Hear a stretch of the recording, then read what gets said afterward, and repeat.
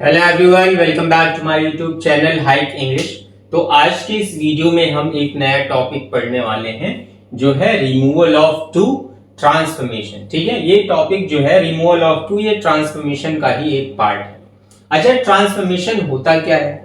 Transformation में क्या करते हैं, हम एक सेंटेंस को दूसरे मीडियम में हम चेंज कर देते हैं।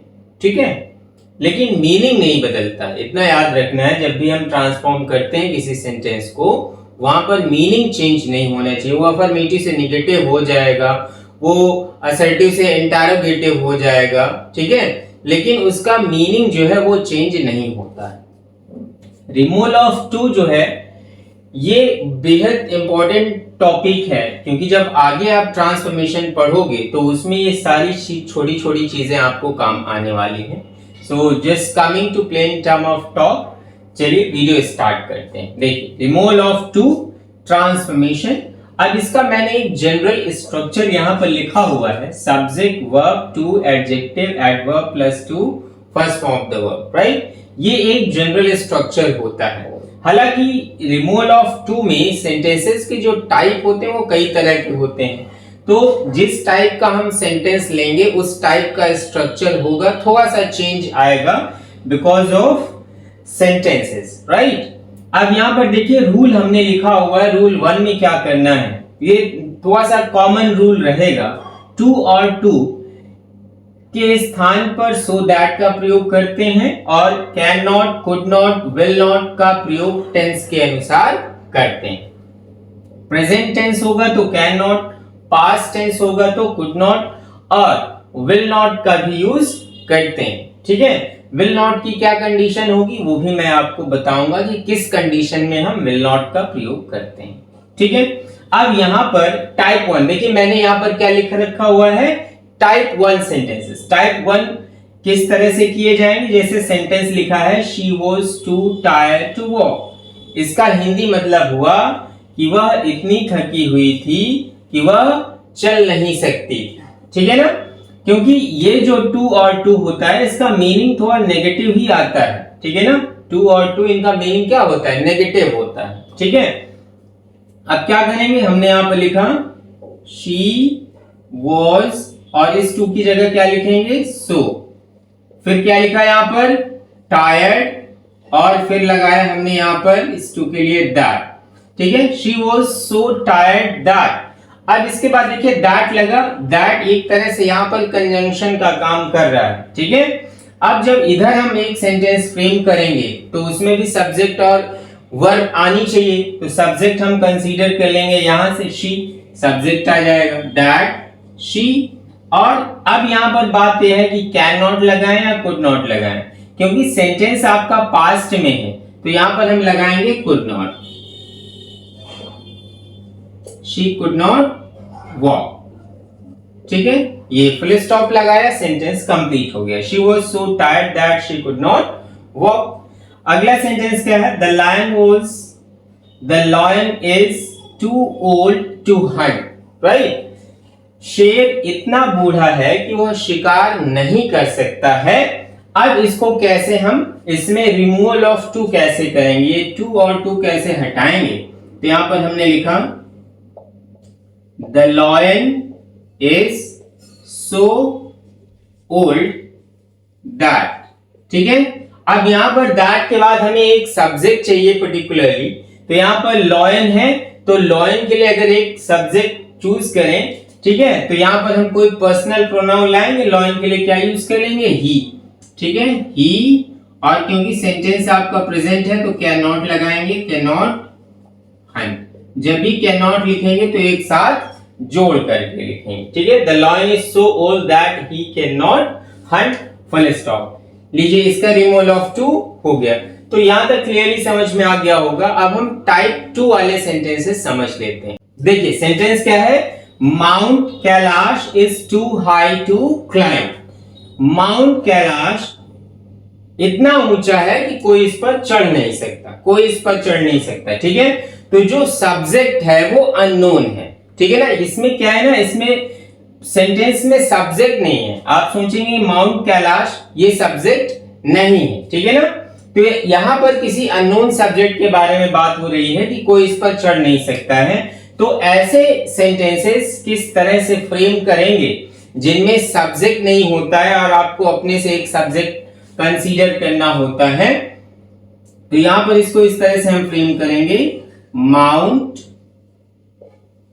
Kailash is so high that one can not, ठीक है, वन लगा दिया, कोई इस पर चढ़ नहीं सकता, तो हमने यहां पर लगाया one as a subject, can not climb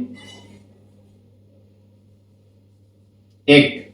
अब ये जो इट आया, ठीक है ना, ये यहां पर ये माउंट कैलाश के लिए आ गया, ठीक है ना, ये इट किसके लिए आ गया, ये माउंट कैलाश के लिए आ गया कि कोई इस पर चढ़ नहीं सकता है। तो ये टाइप 2 के सेंटेंसेस हो गए, किस तरह से आपको सब्जेक्ट यहां पर फ्रेम करके लगाना होता है, ठीक है। अब देखिए कुछ जो बेसिक चीजें हैं जो रूल की, वो तो वैसे ही आ रही हैं, टू और टू की जगह सो दैट लगा रहे हैं, बट थोड़ा सा हल्का कुछ चेंजेस आ रहा है, तो उसको मैं बताता जा रहा हूं। ये टाइप 2 हो गया। अब आइए जान लेते हैं टाइप 3 सेंटेंस जो है उसमें क्या चेंजेस होंगे। अब देखिए यहां टाइप 3 का सेंटेंस दिया हुआ है, इट इज टू हॉट। अब इसको कैसे फ्रेम करेंगे, तो यहां पर हमने लिखा it is hotter than, it is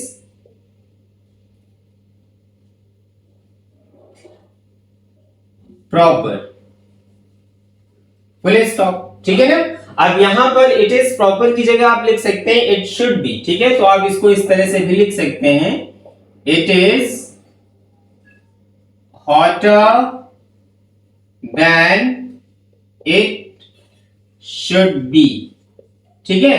तो टाइप 3 के सेंटेंसेस को कुछ इस तरह से हमें फ्रेम करना होता है, या तो आप इट इज प्रॉपर या इट शुड बी, ठीक है, देन के साथ, it is hotter than it should be या it is hotter than it is proper, ऐसे हम ऐसे सेंटेंसेस को फ्रेम करेंगे। अब आगे बढ़ते हैं, टाइप 4 वाला सेंटेंस देख लेंगे, उसका सेंटेंस स्ट्रक्चर क्या होगा और उसमें क्या सर्टेन चेंजेस करेंगे। अब देखिए टाइप 4 में क्या चेंजेस हो रहे हैं, यहां पर मैंने टाइप 4 लिखा हुआ है टू मच।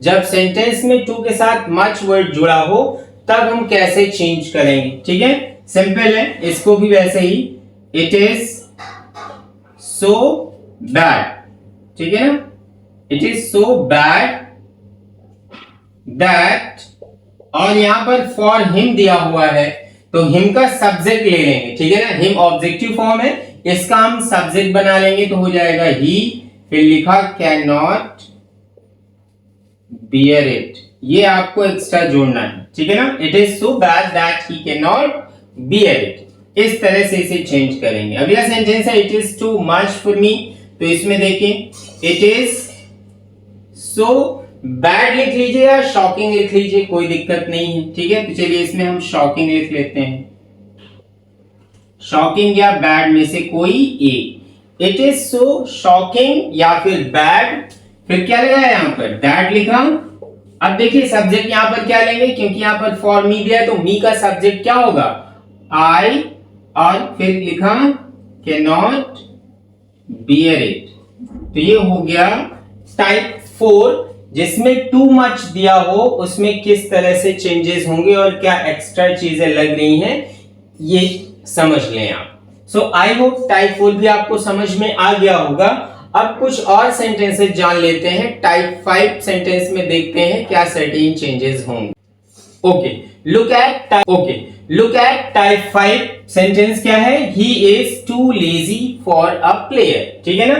तो इसमें क्या करना है, जब इस तरह से सेंटेंस का स्ट्रक्चर दिया हो, ही टू दिया हो और फिर फॉर दिया हो, ठीक है ना, तब इस तरह के स्ट्रक्चर में हमें क्या करना होगा, इसमें हम बी का यूज करेंगे, ठीक है ना, कई बार नहीं भी होता है बट जनरली इसमें बी का यूज होता है, ही इज सो लेजी दैट, ठीक है, अब सब्जेक्ट है ही तो ही लगा दिया, ही can not be a player. Sentence देखिए कैसे फ्रेम हुआ, he is too lazy for a player, right, वो इतना लेजी है कि वो एक प्लेयर नहीं बन सकता है। So he is so lazy that he can not be a player. ठीक है, मीनिंग वही हुआ। She is too dull for a fluent speaker, तो यहां पर क्या करेंगे, लिखा हमने she is so dull that she cannot be a fluent speaker, full stop. She is too dull for a fluent speaker. She is so dull that she cannot be a fluent speaker. ठीक है ना, इस तरह she cannot be a fluent speaker, इस तरह से हम लिख देंगे इसे। ठीक है, तो ये आपका टाइप 5 भी हो गया। आई होप यहां तक चीजें आपको क्लियर हो गई होंगी। एक टाइप और बच रहा है, मैं उसको बता दे रहा हूं आपको। अब देखिए type 6, Rekha is too active not to work. अब कुछ बच्चे इसमें नेगेटिव मीनिंग निकालेंगे, लेकिन इसका हिंदी मीनिंग ये है, Rekha is too active not to work, Rekha इतनी एक्टिव है कि वो काम कर सकती है या करेगी। ठीक है ना, तो इसको कैसे चेंज करेंगे, इस तरह से जब नेगेटिव लगा हो, नॉट टू का यूज दिया हो, infinitive plus not plus infinitive अगर ऐसे दिया है तो क्या करेंगे, देखिए, रेखा इज सो एक्टिव दैट, अब हमें रेखा के लिए एक सब्जेक्ट चाहिए तो हम शी ले आएंगे, शी विल वर्क। ठीक है, या हम इसे लिख सकते हैं, Rekha is so active that she works, full stop. ठीक है, इस तरह से भी ये चेंज हो जाएगा। तो आई होप ये सारे स्ट्रक्चर्स आपको अच्छे से समझ में आ गए होंगे। ठीक है, तो आज की इस वीडियो में यहीं तक, नेक्स्ट वीडियो में हम फिर से मिलते हैं और इसकी एक्सरसाइज आप जरूर करें, सारे टाइप्स उनके स्ट्रक्चर्स को समझें, गारंटी से आपको पूरी तरीके से समझ में आ जाएगा। So thank you everyone and thank you for watching my YouTube channel hike English. Video अगर अच्छी लगी हो तो प्लीज लाइक करें, शेयर करें, कमेंट करें और मेरे चैनल को सब्सक्राइब जरूर करें।